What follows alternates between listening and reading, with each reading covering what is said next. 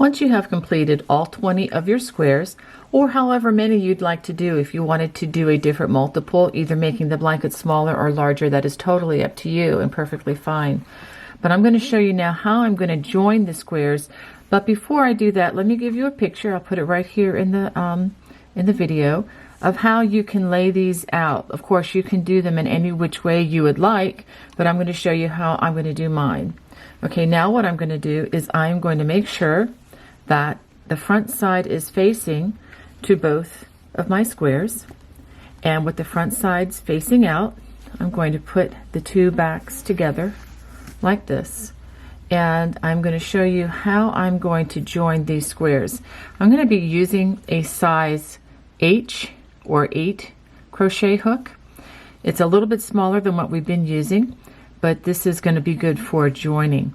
Now to join, I'm going to use the chain 2 corner. I'm going to start right in that chain 2 space, and I'm going to make a little slip knot here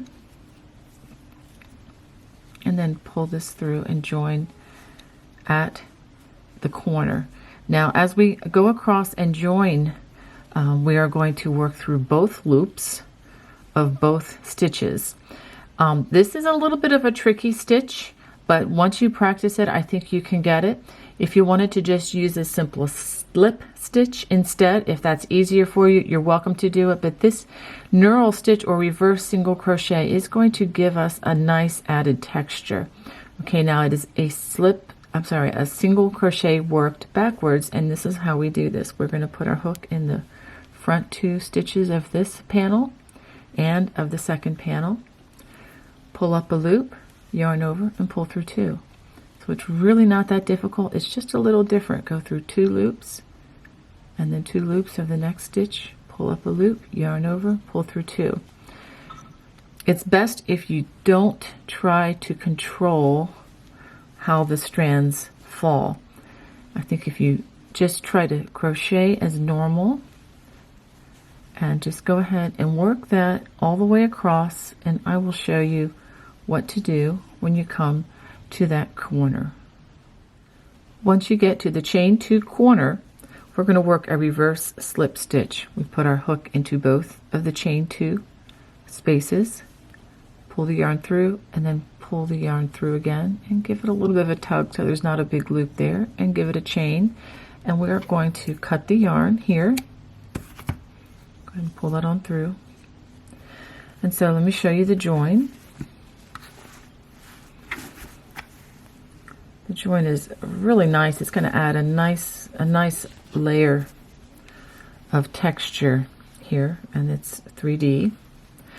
So what we're going to do now is we're going to join just like we did here. 1, 2, 3, 4. So 4 squares in a row, and then after you get 5 rows of the squares, we are going to put the rows together and join them in the same way. Now I'm in the process of crocheting 2 of the 4 paneled rows of these squares, and I just wanted to be clear about, as you use the knurl or the reverse single crochet across, when you come to the crossroads, let me show you this. This is the crossroads where you have 1, 2, 3, 4 squares come together. We are going to use the chain 2 corners as a stitch. So I wanted to go ahead and show that to you so that you'll understand how to do that. So this is the stitch before. Go ahead and grab that again. The stitch right before the corner is right here, and that lines up with the stitch on the other. And now we get to the corner. There are going to be 2 of them. I'm going to go into this chain 2 corner and into the next chain 2 corner, which is, get that strand out of the way, right here. Now there are going to be 2 of these, so that one, and then there's another chain 2 corner right here. So go ahead and make that your next stitch, and the chain 2 corner of the other squares right there. So go ahead and work those both as a stitch, and then continue working in both loops of the stitches of the in this case the panels as you go across. So I just wanted to be really clear on that, and when you get to the end, just do the reverse slip stitch in that last chain 2 corner of the set of 4 squares once you get all the way to the end. So go ahead and put all of those panels together, and then I'll show you what I have.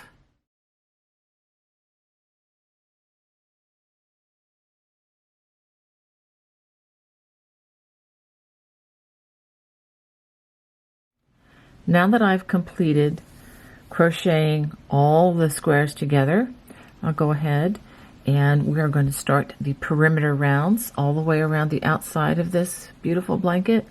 And we're going to start with a slip knot. And then I like to join with a chain. And go ahead and chain 3. So that's 1 already to join, 2, 3, and this is actually going to count as a double crochet as we go around. So I'm going to have you do 2 more double crochets in that chain 2 corner, chain 2, and then 3 more double crochets, 1, 2,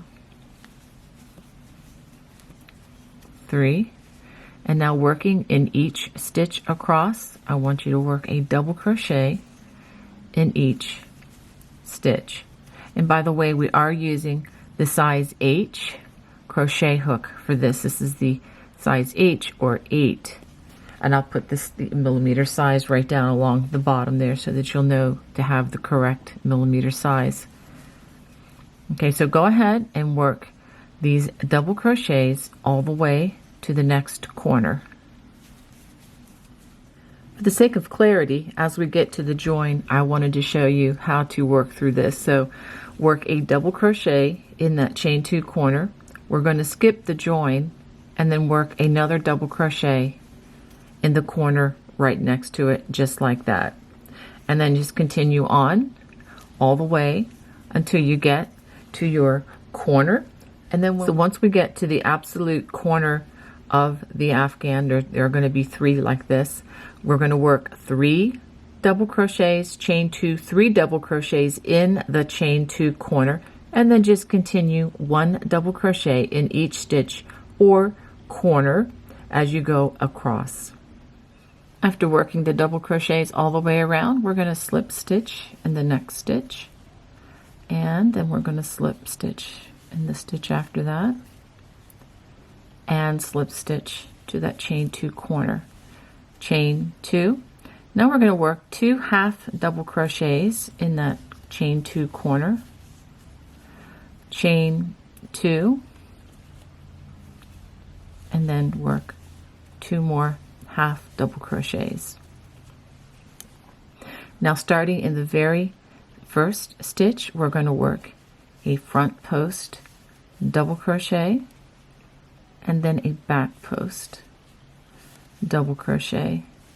And we're going to work this all the way around the perimeter. When you get to the next chain 2 corner, you're going to work 2 half double crochets, chain 2, and 2 half double crochets in that chain 2 corner. And then we will join. I'll show you the join at the end of this round. Now that we're about to finish this round, I just wanted to show you this. This is the turning chain. I am not going to work in the turning chain. I am just going to back post double crochet around the next stitch and front post double crochet around that last stitch of the round, just like that. And then we're going to join with the slip stitch to that first half double crochet, and then go ahead and slip stitch your way to the next corner, chain 2, and then we're going to work 2 half double crochets. Again, this the turning chain does not count as a stitch in this project. Chain 2 and 2 more half double crochets in that corner chain 2 space, and then we're going to continue on. So as we go from this corner, let's make sure that we maintain the front post, back post pattern. So we're going to work a front post double crochet followed by a back post. Let's get our hook around it, back post double crochet, and just alternate that all the way around, being sure to work a front post where there was a front post and a back post where there is a back post to maintain the ribbing pattern.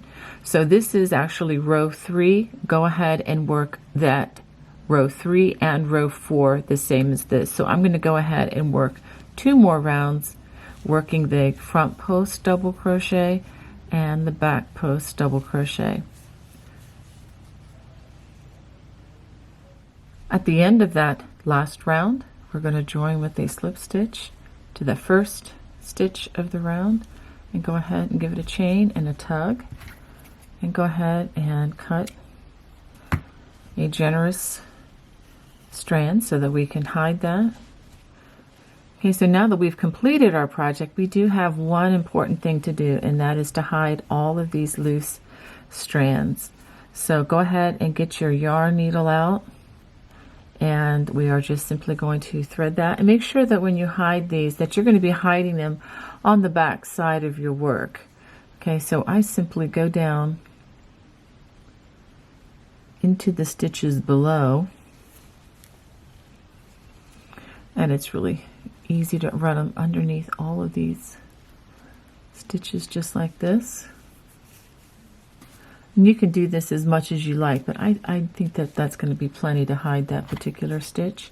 And then we're going to clip close to the work, but be careful that you don't clip your stitches. Make sure you have a good sharp pair of scissors when you do this so that you're not gnawing on the yarn. I have many to hide. So I'm going to go ahead and do this, and then I will show you a picture of the entire project.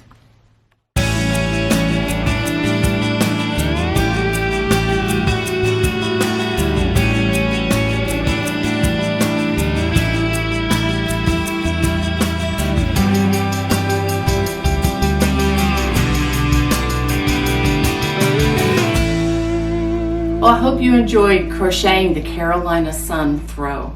If you did, please give that thumbs up a hit, and if you could please hit that subscribe button as well, that would be great. God bless. Bye-bye.